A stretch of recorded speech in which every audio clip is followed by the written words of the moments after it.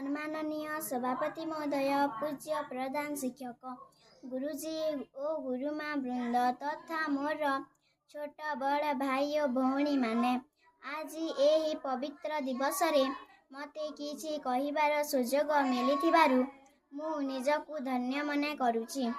आज 15 अगस्त 2025 मसीहा आम देशर 80तम स्वाधीनता दिवस। आमे प्रति वर्ष 15 अगस्त को स्वाधीनता दिवस रूपे पालन करी आसुछु।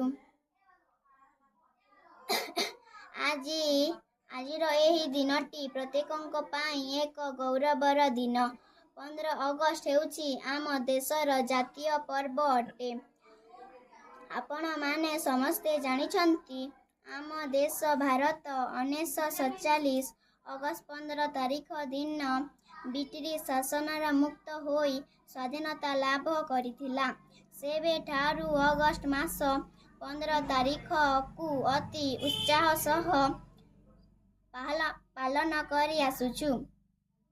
आम देश माँ को विदेशी कबलरू मुक्त करिबाकू जेउ वीर पुत्र माने निज निज जीवन को उत्सर्ग करिसंती तांको श्री चरणने मोर कोटि कोटि प्रणाम।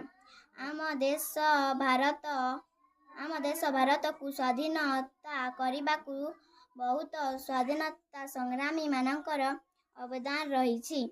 महात्मा गांधी, पंडित जवाहरलाल नेहरू, सुभाष चंद्र बोस, रानी लक्ष्मीबाई महात्मा गांधी,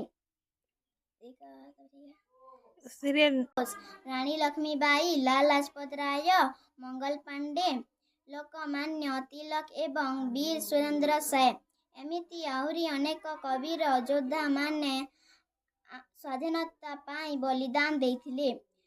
आजिर एही दिन रे आमे मिली मिसी शपथ नेबा जे आमे आम देश को विश्वर सर्वोत्तम देश रूपे गढ़िबा ओ आम देश को स्वच्छ सुंदर सुरक्षित रखिबा।